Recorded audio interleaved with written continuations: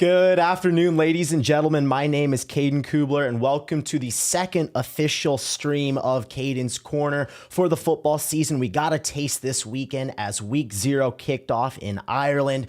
Boy, is it good to be back. It was so great to finally have some football, some action. I needed it. This long, grueling off season was brutal, but we are finally back. We've got a monster slate of college football this weekend. We've got Ohio State versus Texas.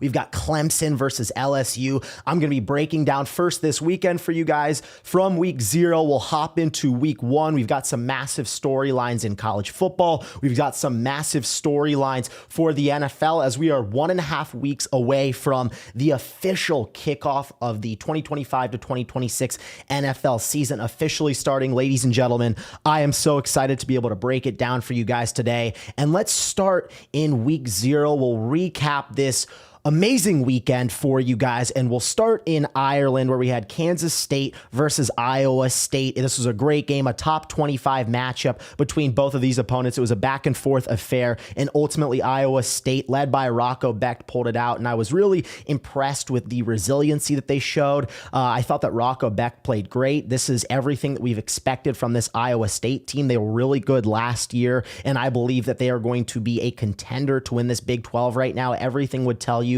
that the Big 12 is wide open. It is for the taking, per se. I personally believe that Arizona State is going to win this conference, but you've got a lot of teams that can throw their hat in the ring, and Iowa State is absolutely one of these teams, and this is a massive Week 0 win against Kansas State, another team that, even though they lost in Week 0 here, they can still contend and try and get into the Big 12 championship that ultimately is going to be the path to get into the college football playoff. So some massive implications already in Week 0.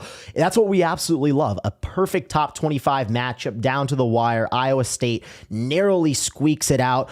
Tremendous game. We'll go to Idaho State versus UNLV. Dan Mullen got hired to be the UNLV head coach this offseason. They were a 31-point favorite to beat Idaho State, and Idaho State looked like they were going to pull this one out from the very beginning. Alex Orji, the former Michigan quarterback, transferred to UNLV, and he split snaps. This did not go well for Dan Mullen and company in his first ever game. And I know it was only their first game of the season, Week 0. You still have so much time. They have the second shortest odds to get into the college football playoff for any group of 5 winner, right behind Boise State, who made it last year. But UNLV is supposed to be a team that is contending to try and get into the college football playoff this year. And when you are narrowly beating an Idaho State team that barely is an FCS team, you've got some problems. So they've got to figure it out fast before they get into the rest of their schedule. Very shaky start for Dan Mullen and company. Next, Kansas versus Fresno State. This is a team in Kansas that I was so impressed with, and it starts with Jalen Daniels. This is a quarterback that's had his fair shares of ups and downs throughout his career. At one point, Kansas was all the way back like 2 years ago. They struggled last year, but they dominated in Week 1, and it was led in Week 0, but it was led by Jalen Daniels, who was 18 for 20, almost 180 passing yards, 3 touchdowns, had such a clean game, got it done on the ground as well, where he had 8 carries for 47 yards. Jalen Daniels is a guy that has the opportunity to be one of the best quarterbacks in the Big 12. He's the most experienced quarterback in the Big 12, and he's going to have a massive opportunity to get Kansas in the running for the college football playoff in the Big 12. I've talked about how wide open this conference is, and it starts with Kansas, and it starts with Jalen Daniels. He's going to have to be the catalyst for this team if they're going to be a legitimate contender in the Big 12, and I loved what I saw from him in Week 0. I think this team can continue to get better, and they're going to have plenty of opportunities to get into the college football playoff. I loved what I saw from Kansas. We also saw Western Kentucky knock off Sam Houston, and in our nighttime game, Hawaii knocked off Stanford. What a game from Michael Alejado. He played unbelievable. He was a true freshman last year, got off to a little bit of a shaky start in this game. He took the snap in the end zone, fumbled it. Stanford recovered, took an early 10-0 lead. It looked like Hawaii might get boat raced to start this home opener at home, but Alejado pulled through. He was pretty sensational the rest of the game. 210 passing yards, 2 touchdowns, played a really good game. And I was impressed with what I saw from this Hawaii team. They pull off a huge win and kind of upset Stanford with this new tenure of Frank Reich and Andrew Luck and company. So a really impressive win, a great week 0 overall in college football, a great precursor for what's to come in week 1, because ladies and gentlemen, we've got an absolute monster slate in week 1 and I cannot wait. I know it's already Monday right now, but I'm just thinking in my head, let's just get through this week and we've got football. We've got football all the way back and we've got some great games on Thursday. Nebraska versus Cincinnati. We get Boise State and South Florida. We've got some solid games on Thursday, and then on Friday we get a nice little game. We get to see Illinois play. We get to see Auburn and Baylor on Friday night, but Saturday is where the dogs come out to play. And ladies and gentlemen, we get the reigning defending national champions in the Ohio State Buckeyes at home in the Horseshoe taking on the Texas Longhorns. This game is going to be peak cinema. We finally get to see Arch Manning, all of the chatter, all of the buzz, all of the Arch mania that we've heard this entire offseason. It's finally here. We get to see what Arch Manning can do. All of the conversations, how he's the favorite to win the Heisman, how if he has a tremendous year, and I made this point last stream, if he has a tremendous year, even though his grandpa's been saying he's not going to go pro after 1 year, I'm making the case like no way. If he doesn't have the best season in college football, wins the Heisman, gets close to winning the national championship, he's not going to stay another year of college football. And I believe that we're going to see absolute fireworks in this game. Ohio State announced that their starting quarterback will be Julian Sayin. He is a former 5-star quarterback as well. We've got tremendous talent everywhere. The Ohio State Buckeyes have 2 of the best players in the nation, probably the best player in the country in Jeremiah Smith. And on the other side of the ball, they probably have the best defender in the entire country in Caleb Downs.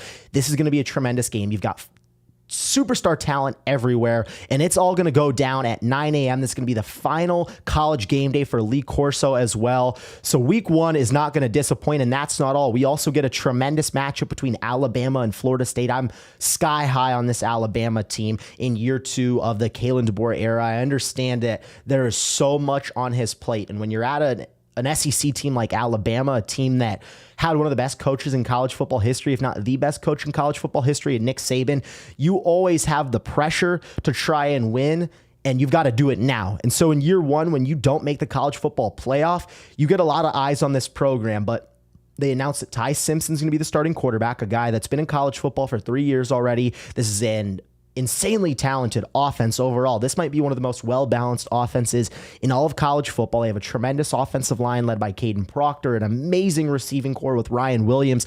So we get a lot with Alabama, and they're a national title contender without a doubt. And I think this Florida State team, a squad that started inside of the top 10 last year and really fizzled out. They were terrible, but they have a lot to prove this year. They got a new defensive coordinator in Tony White, new offensive coordinator in Gus Malzahn. This is a completely revamped Florida State team. They're going to be a lot better. I don't expect this to be an easy one for Alabama. In week 1, that's going to be a tremendous game, but maybe the game that I'm the most excited for outside of obviously Ohio State and Texas has to be Clemson versus LSU. This game is going to be unbelievable. 2 of the best quarterbacks in the nation in Cade Klubnik and Garrett Nussmeier, 2 guys that can play themselves into the number 1 overall pick. You've got so much noise around Brian Kelly and the Tigers. Dabo Swinney is looking to try and get back to the mountaintop, try and win a national championship. Cade Klubnik, the starting quarterback for Clemson, comes back to try and win it all. He's got the most talented offense that he's ever had in Clemson, and that's not been the case for Cade Klubnik whatsoever. He's been one of the top recruits in the country when he originally came to Clemson. They never had a talented offense. The receiving core was never great. They didn't have guys that could necessarily win off the line of scrimmage. Now it's the exact opposite. They have one of the most talented receiving cores in the country. They've got a great offensive line, a good defense. You have a tremendous head coach in Dabo Swinney who's been there, done that. That obviously helps. And I think that this Clemson team, right outside of Penn State, should be the favorite to win it all. I know they got ranked 4th in the preseason AP poll, and a win against LSU would go a long way. I look at the ACC as a whole. It's terrible. It's terrible. And they don't even play Miami. The only ranked opponent inside of the ACC that they're going to play is SMU. The path has never been more clear for Clemson to get to the ACC championship and ultimately get to the spot that they're going to be at, and that is the college football playoff. Now, they've got 2 tough non-conference games. We're going to see them play LSU week 1 here, and then they get South Carolina, the final game of the season as well. A nice tune-up game, you could say, before the ACC championship and then into the college football playoff. But they only play SMU as their only opponent on their ACC schedule. I believe that they are a shoo-in to get into the ACC championship.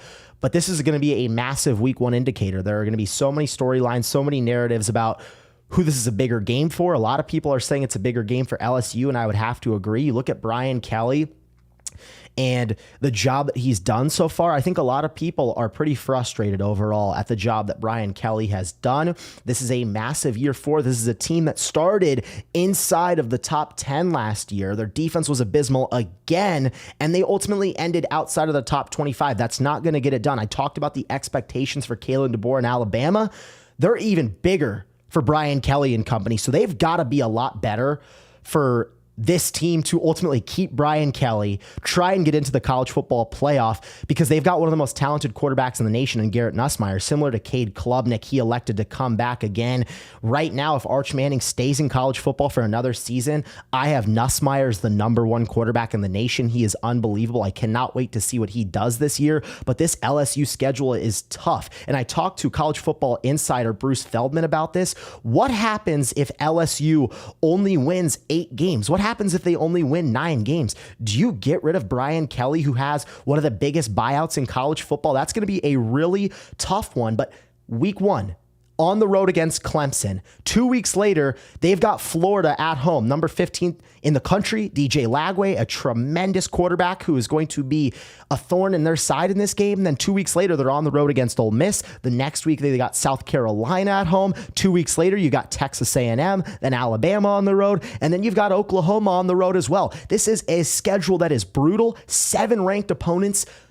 It's not out of the wheelhouse for this team to only win 8 games, in my opinion. If this defense is bad again, which in the Brian Kelly era at LSU, it's been abysmal. If this defense is not ready to go, they are in big trouble. There are massive expectations and storylines coming into this game on Saturday night. Ladies and gentlemen, I cannot wait. And then on Sunday, we get another amazing slate of games. We've got Notre Dame going on the road against Miami. This is going to be a tremendous game.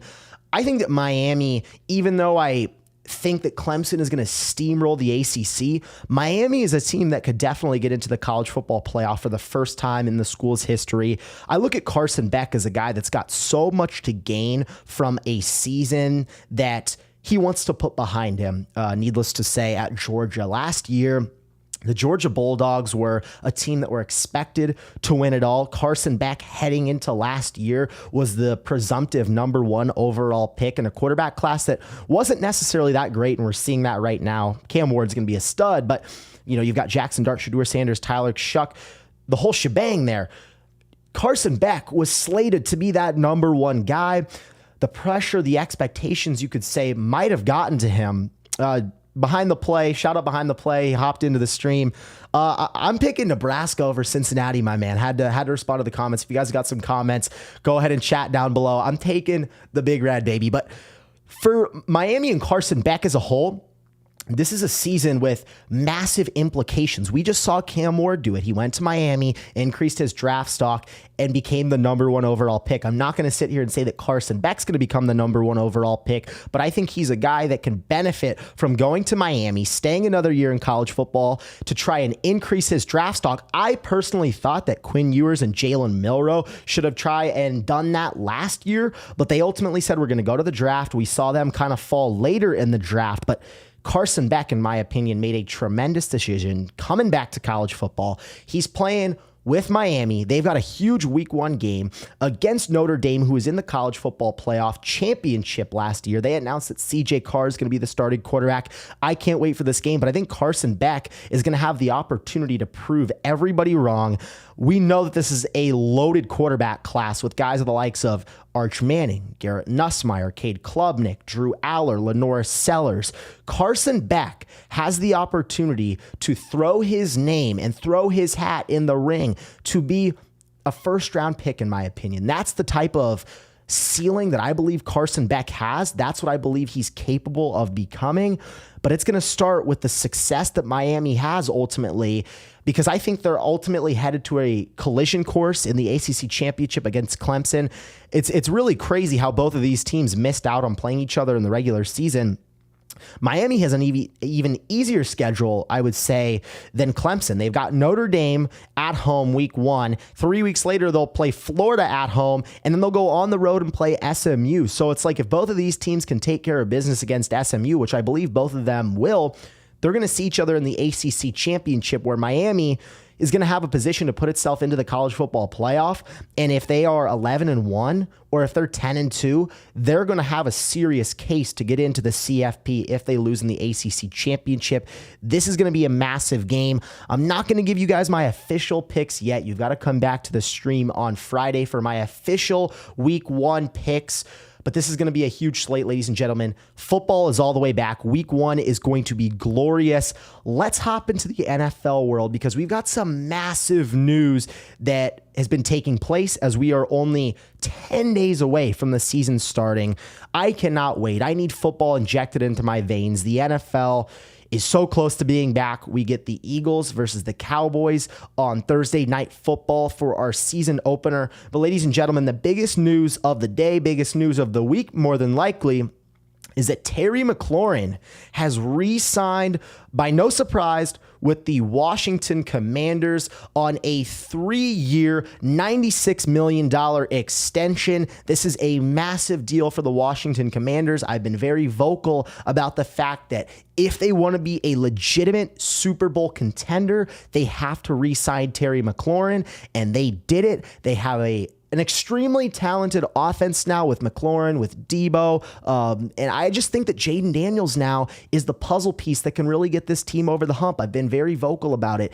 They did it. They got Terry McLaurin. They re-signed him. He's now tied for the 6th highest paid receiver in football. He's been an 1,000-yard receiver every single year of his career. This was a no-brainer to pay him. I'm glad they got it done. I understand that he might be getting a little up there in age, 30 years old, 29 actually, 29 years old.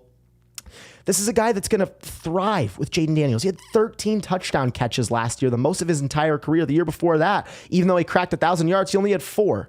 He had 13 last year. He's going to absolutely cook, and you could even say that he's going to get more looks in this offense now that Debo's there to spread things out. I'm really excited about this offense. Ja'Cory Krosky-Merritt has been awesome so far because they just traded Brian Robinson last weekend to the San Francisco 49ers. This Commanders team has everything in front of them right now. If they want to go win the Super Bowl, they're absolutely capable of doing so. I don't expect Jaden Daniels to have this sophomore slump. They are in a very fortunate position right now. In the NFL, we saw this with the San Francisco 49ers. If you hit at the quarterback position, and the Commanders did it in the biggest way that we've ever seen, they hit, it's safe to say, with Jaden Daniels getting to the NFC Championship in his rookie season.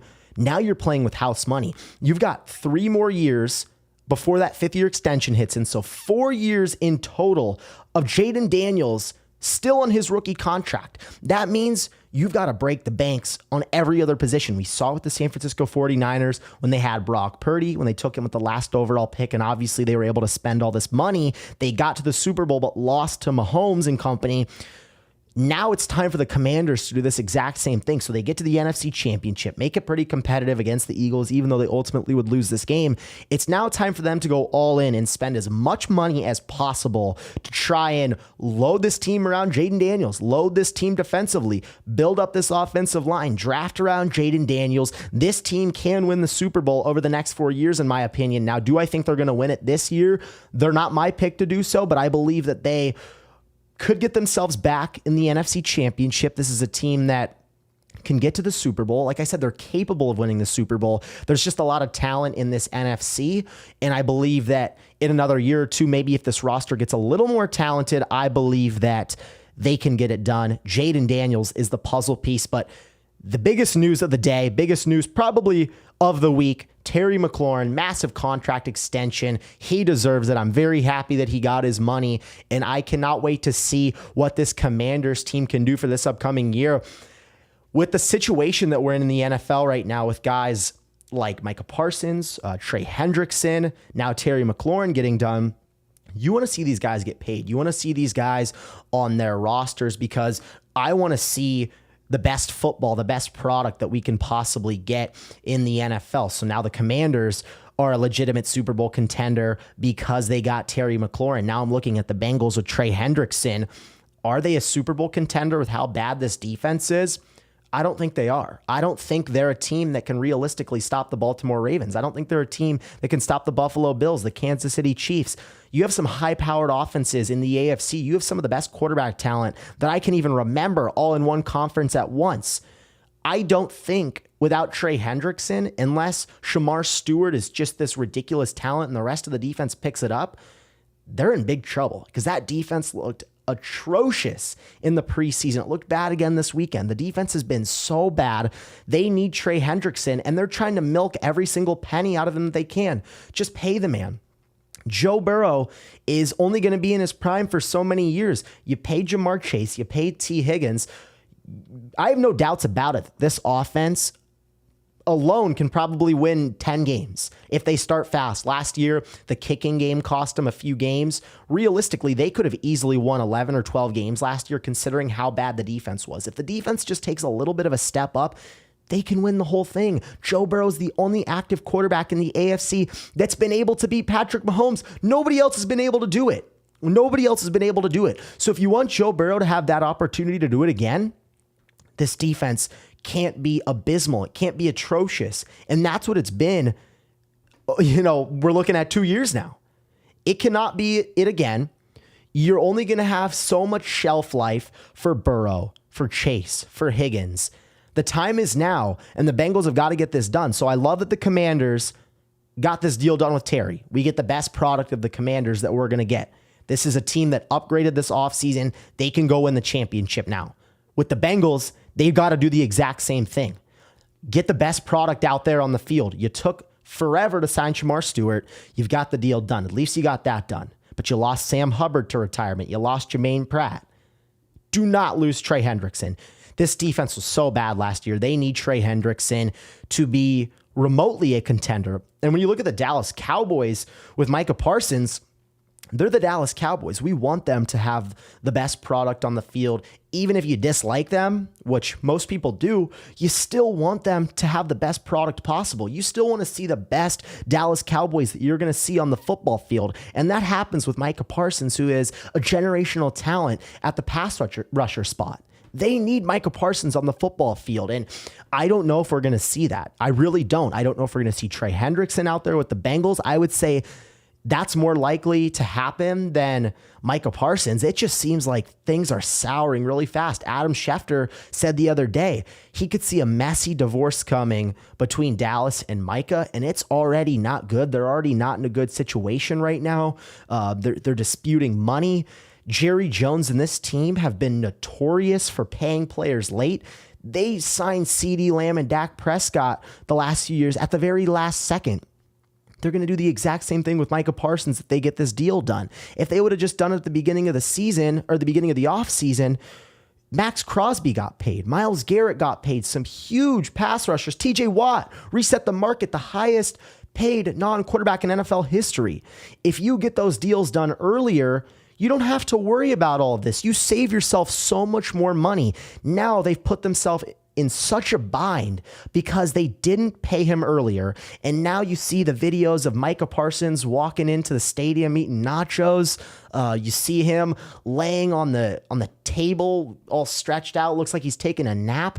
He just looks like he's checked out, and things are souring very, very fast. And you don't want to see that. If you're an NFL fan, you want to see Micah Parsons out there on the football field, because I don't think Jerry Jones is going to trade Micah. He said on the Stephen A. Smith show that he's got him for 3 more years. He said that Micah Parsons isn't going anywhere. I think what's more likely to happen, and the more realistic situation, is that Micah Parsons holds out for the entirety of the year than Jerry Jones say, you know what, yeah, I'm going to let this 20-year-old bully me around and make me trade him or make me pay him. No, I'm going to prove that I have the power in this dynamic. And I'm not letting Micah Parsons go. So he's going to have to bite the bullet on all that money this season on this 5th-year extension, and he's not going to get paid. He's going to have to sit out. And that's where I ultimately think we're going. That's why I ultimately think that Adam Schefter said that this is going to be a messy divorce between these two. Jerry Jones is not going to take the high road in this situation. He's not going to get Micah Parsons out there if they truly can't come to an agreement. And Micah has one of the best agents in the game in David Mulugheta. This is going to be a brawl. And I don't know if it's realistically going to happen, ladies and gentlemen. I really don't. And if you're Dallas, you made this addition of George Pickens this offseason. You finally have a healthy Dak Prescott, who the last time we saw him fully healthy in a season, he almost won the MVP. And the Dallas Cowboys got the number 2 seed in the NFC. Now, they're not as talented of a team now, but this Dallas team needs Micah Parsons if they want to realistically contend at all. This division is so nasty. Whether you want to say it or not, yeah, the Giants will probably be the worst team in the division, but they're going to be a brutal team to play. The Washington Commanders in year 1. Jaden Daniels isn't going anywhere. In year 1, they get to the NFC Championship. You see the Philadelphia Eagles win the Super Bowl last year, and they're going to be really good. No Super Bowl slump is coming for that team. For the Dallas Cowboys, they're behind the 8 ball right now. And if you don't have Micah Parsons, you're even further behind the 8 ball. And the cat's out of the bag in this entire situation. I'm such a guy that is a big proponent of paying players as early as possible, like the Philadelphia Eagles are doing. Pay them as soon as you can before other guys on bad teams like Max Crosby, Myles Garrett. These guys are resetting the market because these bad teams don't want these players to walk. Whether you want to admit it or not, the Cowboys are probably going to be under 500 this year, so I would qualify them as a bad team. They were under 500 last year. You've got to pay Micah, and if you don't pay him right away, don't let it linger on. Trade him if you're going to trade him. They can get so much value for Micah Parsons right now because he is a generational pass rusher. If they decide to ultimately trade him, they can get so much value. But I think you're looking at less value now than if you would have traded him at the beginning of the offseason. So we're at a really interesting crossroads with the Cowboys and Micah Parsons. We're at a really interesting crossroads with the Cincinnati Bengals and Trey Hendrickson. 2 really interesting contracts that are looming, may or may not get done. If I had to guess, I would say that Trey Hendrickson's deal gets done earlier than Micah Parsons ultimately. But I'm very happy overall that Terry McLaurin got this deal done. He absolutely deserved it. 1,000 yards in every single season of his career. No one deserves it more. No one is more important to the Washington Commanders for this upcoming year than Jaden Daniels outside of Terry McLaurin. Terry McLaurin is at number 2. When you're looking at every single player on that roster in terms of their importance to try and go win a Super Bowl, Terry McLaurin is at number 2. So I'm glad that they got this deal done. I'm excited to see how this offense can look. Cliff Kingsbury was unbelievable last year, and who knows how long they're going to have him for. He could be a head coach after this year. I was surprised, honestly, that he wasn't a head coach after last season, what he did with the rookie quarterback. He's really done a great job of revitalizing his career after getting fired from the Cardinals. But this Washington team, they're going to be really good. They're absolutely a Super Bowl contender. The other major news, I would say, is something that we're still waiting on. The New Orleans Saints still have a decision to make, and they're the only team that has not decided on who's going to be their starting quarterback for this upcoming year. They're deciding between Spencer Rattler and Tyler Shuck at this point. We all know that they took Tyler Shuck in the second round of the draft. Everyone was beyond themselves that they took Shuck over Shedeur Sanders because everyone thought Shedeur was a shoo-in to be a first-round pick. And then once he started to fall and everyone saw Tyler Shuck get taken, there was outrage. And right now, there's a serious quarterback battle going on in New Orleans. And I think right now, Spencer Rattler has the edge. I would personally take Tyler Shuck, in my opinion. We saw what Spencer Rattler can be last year. He played 7 games, started in 6 of them, lost every single one of them. And that's not necessarily his fault that they lost every single one of them. I just think the Saints are going to be the worst team in football this year. It wouldn't surprise me whatsoever if they lost every single game. They are that bad. I don't know if they're going to be favored in any game this season. But if you're looking at it from that perspective, you've got to play Tyler Shuck. You drafted him in the second round. Now, let's say that Spencer Rattler in the preseason and in camp has been better than Tyler Shough, which that's not the case. I'll go through some stats here for you guys. So they each played in every single preseason game. Tyler Shough got 79 snaps, whereas Spencer Rattler got 82. So Rattler got 3 more. Their completions to attempts, Tyler Shough completed 36 passes off of 54 attempts, whereas Spencer Rattler completed 30 passes off of 43 attempts. Tyler Shough had about 40 more passing yards, 333 versus 295. Total touchdowns, Tyler Shough had 2. Spencer Rattler had 1, and they each had 2 total turnovers. So they were pretty neck and neck in terms of how they played in the preseason. And let's just say that you want to give the edge to Rattler if you're one of the coaches, Kellen Moore. You want to give the edge to Spencer Rattler off of what you saw in camp, off of what you saw in practice, joint practice, etc. Why would you not play Tyler Shough? If you know that you're going to be abysmal, which everybody knows the Saints are going to absolutely stink. They're going to stink. They're going to have a top 5 pick. They're going to be terrible. I hate to say it. I hate to be the bearer of bad news if you're a New Orleans Saints fan. They're going to be really bad. But if you're looking at it from that perspective, why don't you see what Tyler Shough can give you? You took him in the second round. Put him out there, throw him in the fire. Let's see what he can be. He's 25 years old. It's not like he's going to develop anymore. Like, how much more realistically do we expect Tyler Shough to develop once you're a 25-year-old quarterback? Like, you can be a good player, and we've seen quarterbacks in the NFL that have come out of college with a lot of experience as of late have a lot of success. We saw it with Bo Nix. We saw it with Cam Ward. We saw it with, not Cam Ward. Cam Ward had a lot of experience, but he went number 1 overall. But we saw it with Bo Nix. We saw it with Jaden Daniels. Why can't Tyler Shough have that same opportunity to show if he can have success or not? Give him the season. If you guys are 0-10 after 10 games and Tyler Shough's not it, give Rattler the back 7 games. And then okay, both of these guys, they're not it. We struck out. We struck out in the 5th round a few years ago with Rattler. We struck out in the 2nd round this year with Tyler Shough. We got a top 5 pick. Let's go get Arch Manning. Let's go get Garrett Nussmeier. Let's keep Garrett Nussmeier in New Orleans. Let's go get Cade Klubnik, Drew Aller. This is one of the most stacked quarterback classes in a while. So figure out what you have at the quarterback position. And I think as a coach, you know what Spencer Rattler is. You saw him in 7 games last year. He started 6. Let Tyler Shough get the start. If you are Kellen Moore and company, let's see what Shough can do. Let's see how he can command the offense. And if he stinks, he stinks. The Saints, they're not going to be really that good. The other major news is that the Browns are keeping 4 quarterbacks, really surprisingly.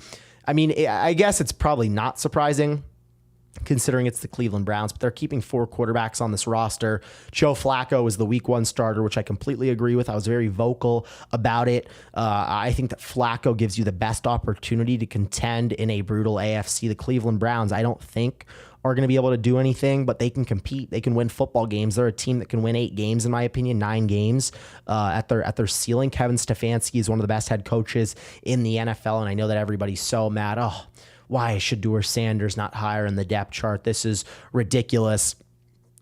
I think a 2-time coach of the year knows what he's doing. No offense to everybody at home that's trying to make this into something that's not.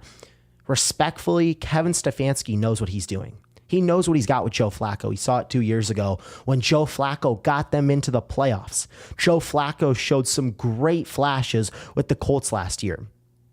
Now, if the Browns are terrible and if they are 1-7 through 8 weeks, Dylan Gabriel, let's see what you got for a few games. Shedeur Sanders, let's see what you got for a few games. Evaluate what you have at the quarterback position. Deshaun's gone. He'll never play again for the team. Kenny Pickett's not a legitimate option for this team to try and find their franchise guy. They're hoping that Flacco can be this bridge quarterback.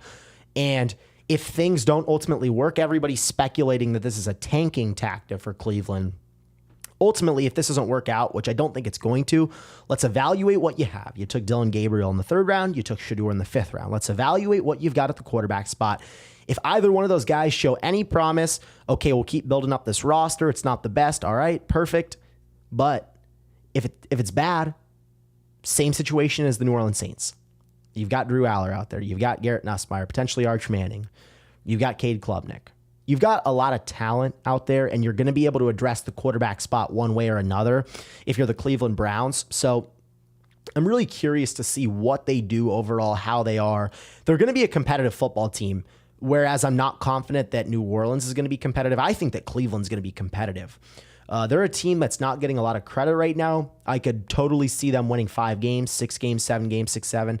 I could totally see them winning 5 games. But at the same token, I could see them keeping 17 out of 17 games competitive, because that's what Kevin Stefanski is. That's what he is as a coach. That's what his culture is. And you've still got a really talented defense. They obviously paid Myles Garrett one of the biggest contracts at the pass rusher spot in NFL history. You still got Denzel Ward, Greg Newsome. They signed Malik Collins. Like, this is a really, really good defense. Jerry Jeudy is going to have 1,000+ receiving yards with Joey Flacco throwing the ball. So I'm optimistic for this team. I think that they're going to be better than people think, but realistically, they're not going to contend.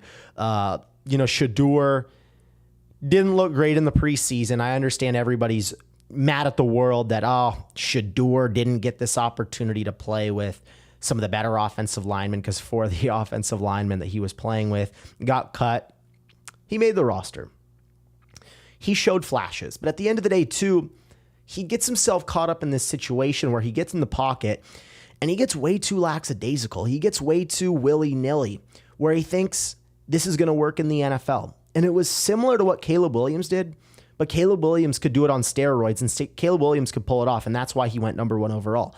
Shedeur Sanders, in college, we saw so much of his game was, okay, I'm going to run around in circles. I'm going to try and buy time. I'm going to have really bad footwork and pocket presence overall. And there was a clip that was just blatant as can all be yesterday, where he's just taking the snap, running around, and taking just a bad sack, a really, really bad sack. And that's what we expected from Shedeur. I still think he could be a really talented player, but I really dislike people saying that this is a smear campaign against Shedeur. No, it's not. Kevin Stefanski knows what he's doing. He knows what he's doing. I know that you have everybody back home that thinks, I know more football than a 2-time coach of the year. No, you don't. Shedeur Sanders is the 4th string quarterback right now for a reason. And I think he can get better. I think he can develop. I do. But let's not underestimate the job that Kevin Stefanski can do. We've got a question in the chat from Garrett Budoff. Thoughts about Deshaun Watson this season? What am I supposed to have thoughts about? I mean, Deshaun, he retore his Achilles. He's not going to play. Nothing much to really say. The worst contract arguably in NFL history. Worst trade maybe in NFL history.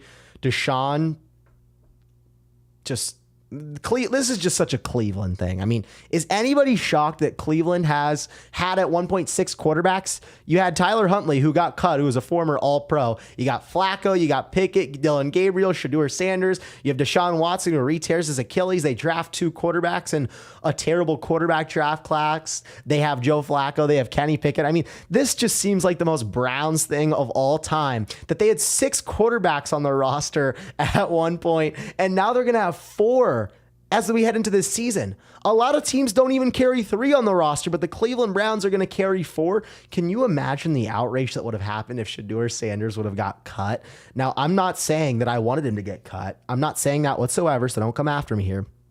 Could you imagine the outrage in the NFL if Shedeur Sanders would have gotten cut? They're carrying 4 quarterbacks. I've never seen that before. I've never seen a team carry 4 quarterbacks before, but I'm hoping for the best for the Cleveland Browns. I do want to see Shedeur Sanders get an opportunity. I think the NFL is more fun when Shedeur is captivating everybody. I really am hoping for the best for him. Don't get that misconstrued. But the Browns are keeping 4 quarterbacks on this roster, so I can't help but laugh ultimately at the situation. Let's move on here. Another piece of news that I think kind of snuck underneath the radar almost is that Jordan Love had a procedure done, a surgery done to repair a ligament in his left non-throwing thumb a few weeks ago. This was something that happened in the first preseason game against the New York Jets. This surgery was performed to basically ensure that he was going to be 100% for the regular season, and we just didn't see that last year for Jordan Love. It's really been an interesting up and down surge for his entire career so far. I think a lot of people are quick to forget, like, this dude, even though he is 26 years old, he's only started 2 full seasons in the NFL, which is pretty outstanding, to be quite honest with you. In his first season, he was just so good. Over 4,000 passing yards, over 30 touchdowns. He was a guy that it's like, okay, he can dominate the NFC for a while. He gets the Packers into the playoffs as a 7 seed. They pull off a massive upset win over the Cowboys.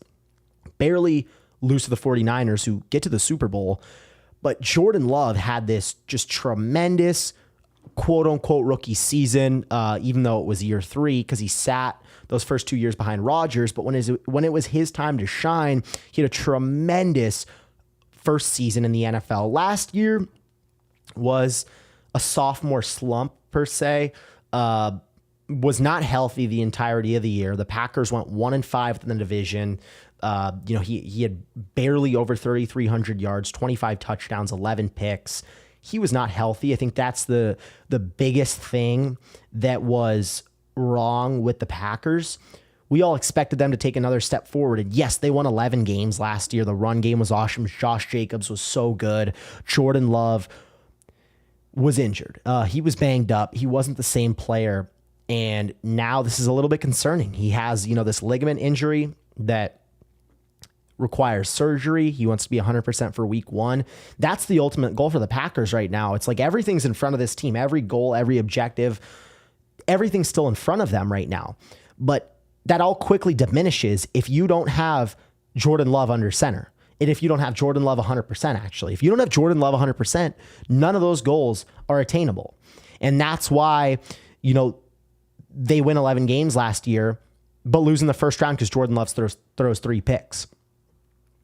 So things have to be different for the Packers this year, and I believe that they will. I'm really, really bullish on this team. I'm really excited to see what Green Bay can do. I have gone back and forth trying to decipher who's going to get into the NFC playoffs out of the wild card.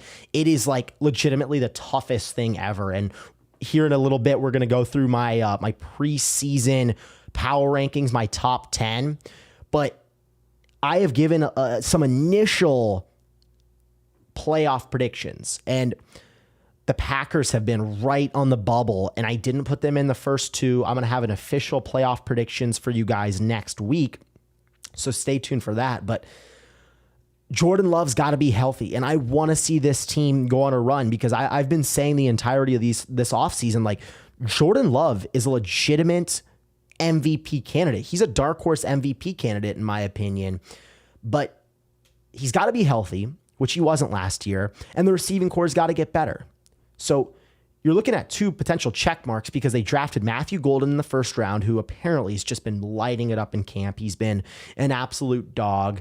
You still got Jaden Reed. If Christian Watson can stay healthy, this is a receiving core that can be really good. And this is an offense that can absolutely flourish. Josh Jacobs had an amazing bounce back year last season. The run game for the Packers was really the biggest bright spot of this offense.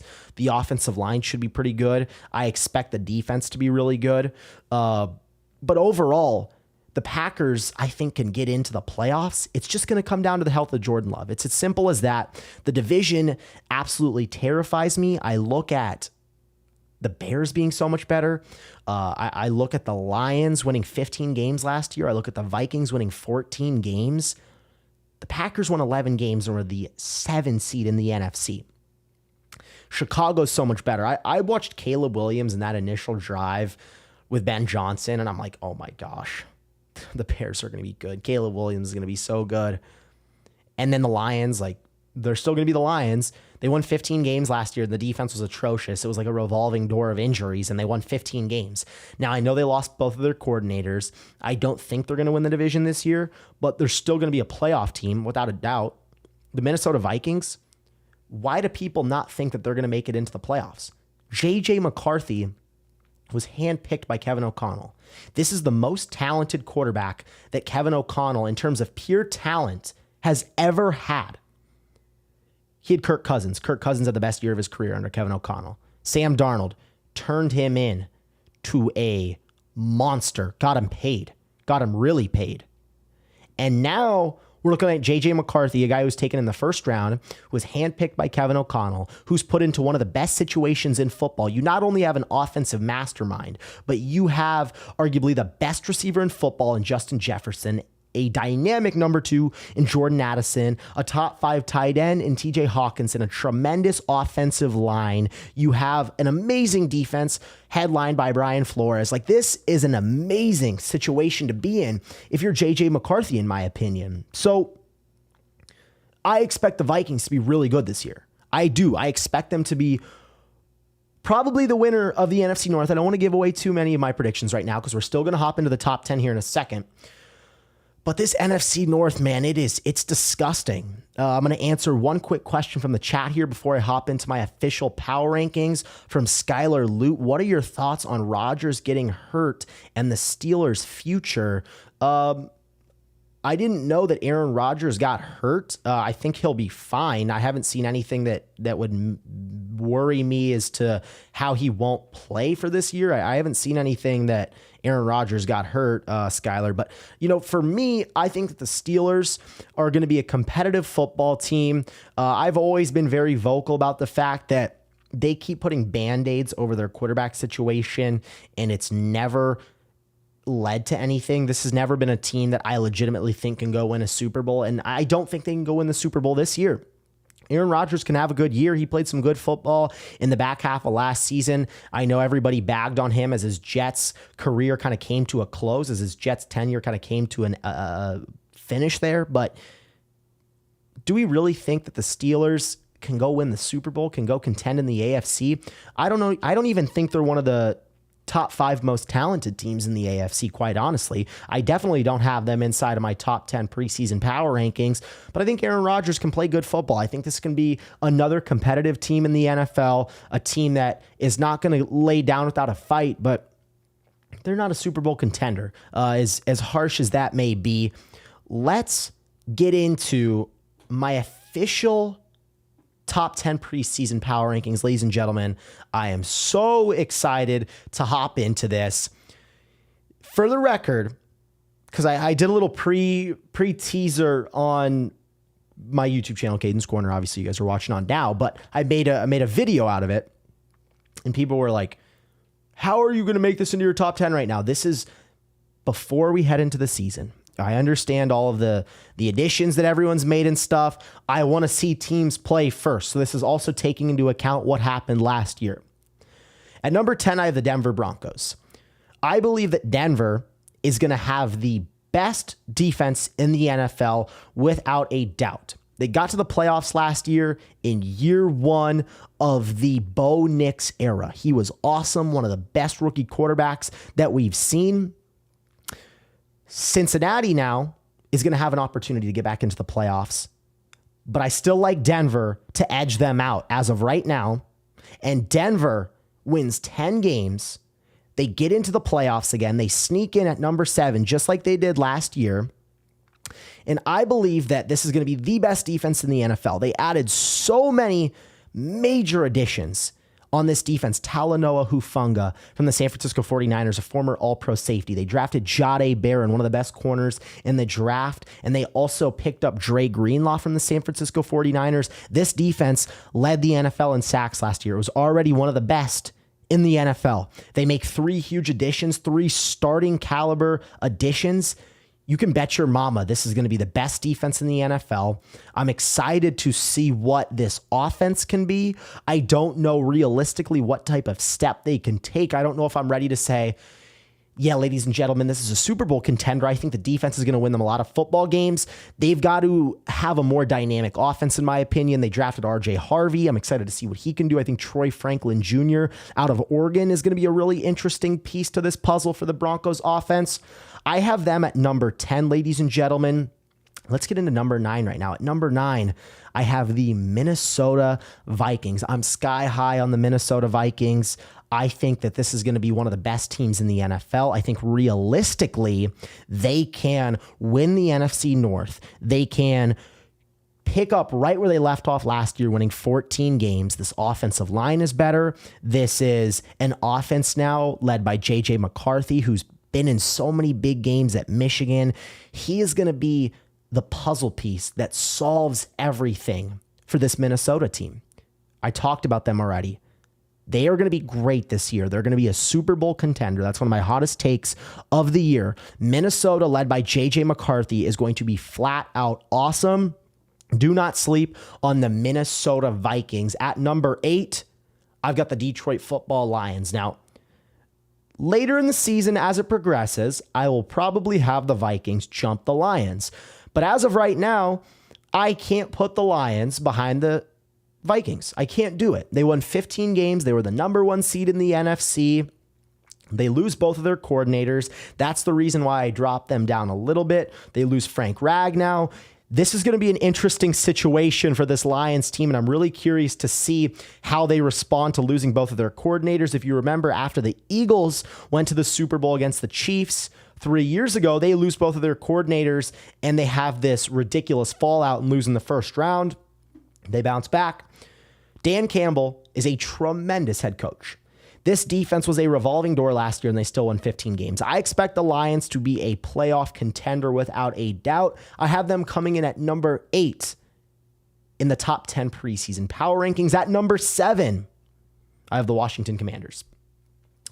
I wanted to put them a little higher on this list, but I was splitting hairs between the team that I have in front of them, between the Commanders and the team that I have in front of them.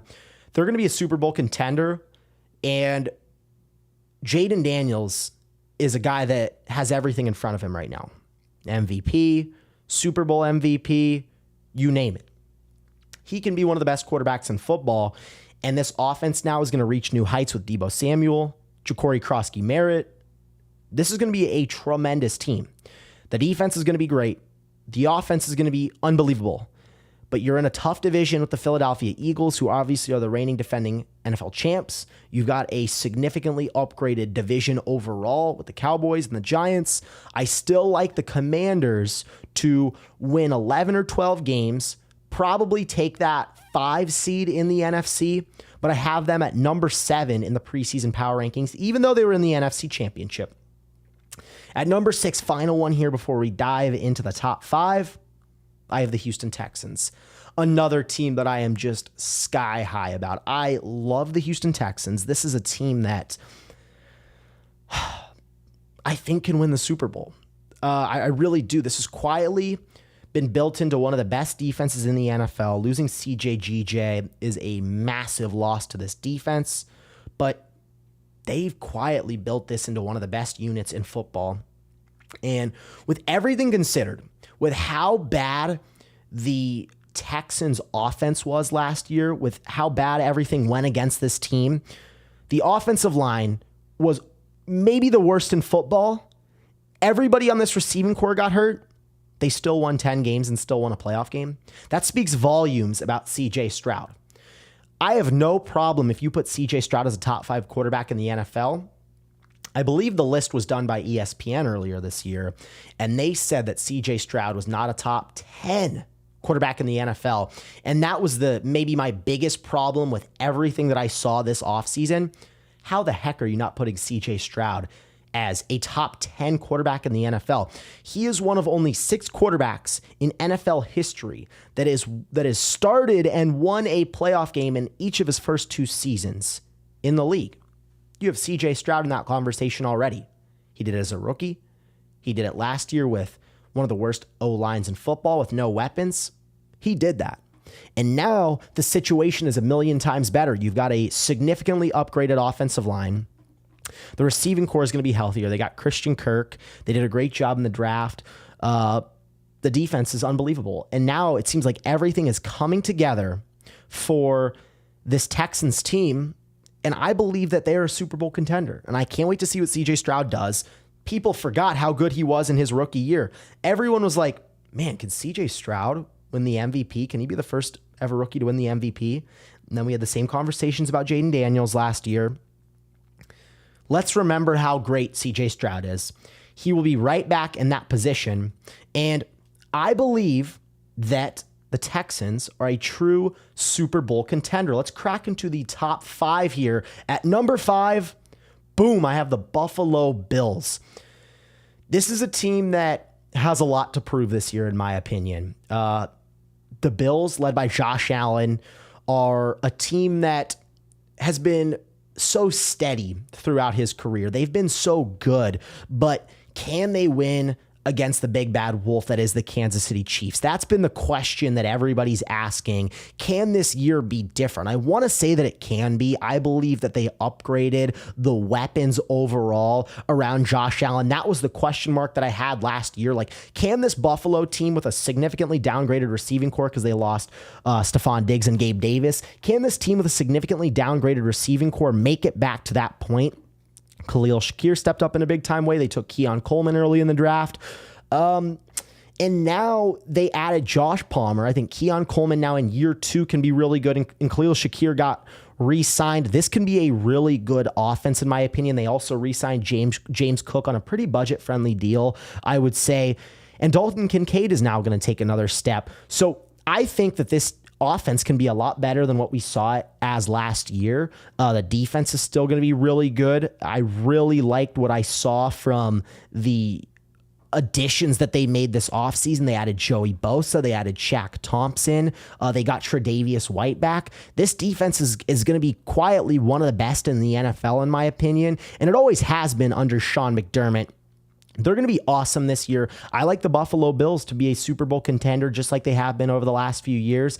Josh Allen looking to repeat as the MVP like he was last year. He's going to have another great year. At number 4, I have the Baltimore Ravens, the team that was eliminated by the Buffalo Bills last year. They made some big additions this offseason as well. They're finally going to be healthier. Jair Alexander was a massive pickup for this team. And I believe that this defense is going to be so vicious. It's going to be so good. And Lamar Jackson, if there is a player that has more, I don't know how to say this, but a player with more revenge on his mind than Josh Allen, you need to find him for me, because I can't find anyone else. Maybe Patrick Mahomes, but Lamar Jackson, the conversation, the disrespect that's been around his name this offseason has been unbearable. I hope that he goes out and proves everybody wrong this year. I cannot wait to see what he does, and I believe that he can win his 3rd MVP this year. Everything's in front of him. Everything's in front of him. MVP. Super Bowl MVP. That is what the Ravens expect this year, and they have a insane defense, great offense, Pro Bowlers everywhere you look, all pros everywhere you look. The Baltimore Ravens will be in the AFC Championship with an opportunity to get themselves to a place they've never been under Lamar, and that is the Super Bowl. Let's crack into the top 3 here. I'm excited to show you guys number 3. I'm excited to show you guys the Los Angeles Rams. Yep, I did it. I put LA at number 3. Even though they lost in the divisional round, I understand that. This is a team that can win the Super Bowl. And you may have question marks about Matthew Stafford. Well, does the back injury worry you much? No, it doesn't. That was more of a precautionary thing for the Los Angeles Rams to hold him back a little bit. He seems healthier now. He's one of the toughest quarterbacks in the NFL. They added Devontae Adams. This defense is going to take another step. They got gashed in the run game against the Eagles both times they played them. If this front 7 is better, they can win the Super Bowl. They really can. This D-line was unbelievable last year with Jared Verse, who was the defensive rookie of the year, Braden Fisk, who was the runner-up. Those guys take another step, in my opinion.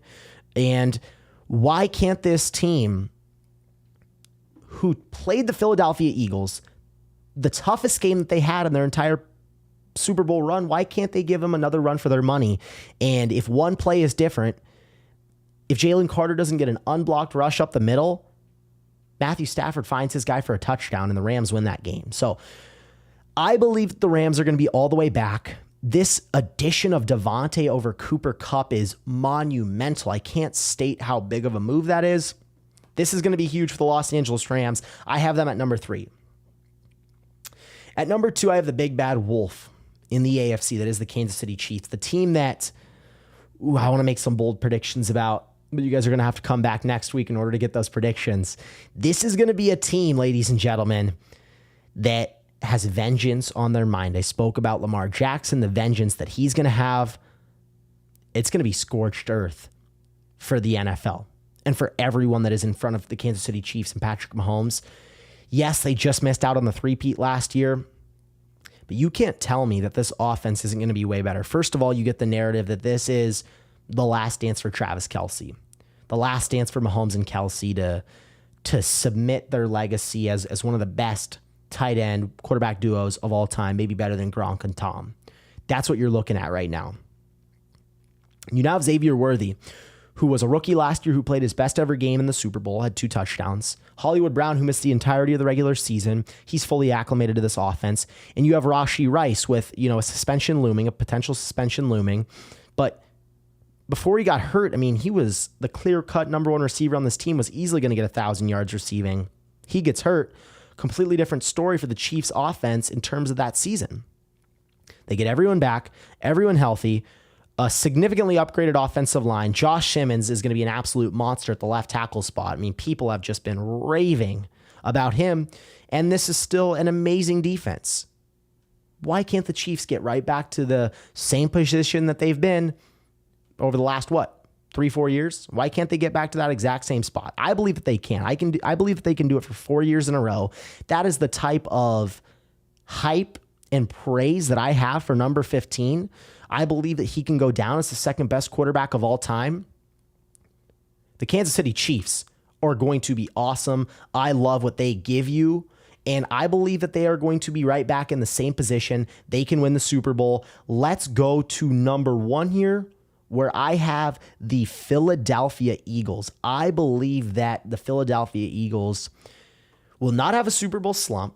You can't put them any lower at number 1 because they won the Super Bowl in a dominant fashion. They bludgeoned the Kansas City Chiefs in the Super Bowl. And they didn't lose anyone too big. They're going to get Landon Dickerson back. They really avoided a big injury there. This team is going to be just fine. They're going to be right back in the same position to try and win another Super Bowl, in my opinion. They're going to have a tough game against the Rams, but I don't see any reason why, with all the narratives and all of the bad mouthing that's been done about Jalen Hurts this offseason, he's going to have so much anger to get back to that point. So much revenge on his mind to get back to that point. And that's, what I believe has been one of the bigger mistakes in football this year and in this offseason in specific. It's like, why have you been talking bad about Jalen Hurts, the guy who just led this offense to the Super Bowl? I get it. Saquon Barkley was great. I get it. Saquon Barkley had over 2,000 rushing yards, one of the best running back seasons that we've ever seen. But why are you knocking Jalen Hurts? He was awesome last year, and he was awesome in the Super Bowl. I believe that the Philadelphia Eagles have the best chance as of right now to win the Super Bowl. That doesn't mean that I believe they're going to win it, but they should be the front runner to win it. Ladies and gentlemen, that is my official top 10 preseason power rankings. We've got the reigning defending champs at 1. We've got the dynastic Kansas City Chiefs at number 2. We've got the emerging Los Angeles Rams. We've got the hungry Baltimore Ravens. We've got the amazing Buffalo Bills. We've got the Houston Texans at number 6. Washington Commanders at 7. Detroit Football Lions at 8. Minnesota Vikings at 9. And the Denver Broncos at number 10. Ladies and gentlemen, just another tremendous stream. I thank each and every one of you guys that tuned in, that took time out of your day to tune in today. I really appreciate the support. I really appreciate you guys tuning in. We will do streams every Monday at noon, 3 Eastern, and every Friday at noon, 3 Eastern as well. We've got a glorious slate in college football for week 1. Ladies and gentlemen, football is all the way back. We've got Ohio State, we've got Texas, we've got LSU, we've got Clemson. We have got so many bangers this weekend. And after that, we're staring down the barrel of a beautiful week 1 NFL slate, ladies and gentlemen. This is the best time of the year. We've got Christmas presents under the tree. Football is here. Let's enjoy this. Let's enjoy this moment. It felt like we'd never get here, but we finally did. Thank you guys so much for tuning in. I hope you guys have a great rest of your day, great rest of your week. My name is Caden Kubler, and from Caden's Corner, see you guys.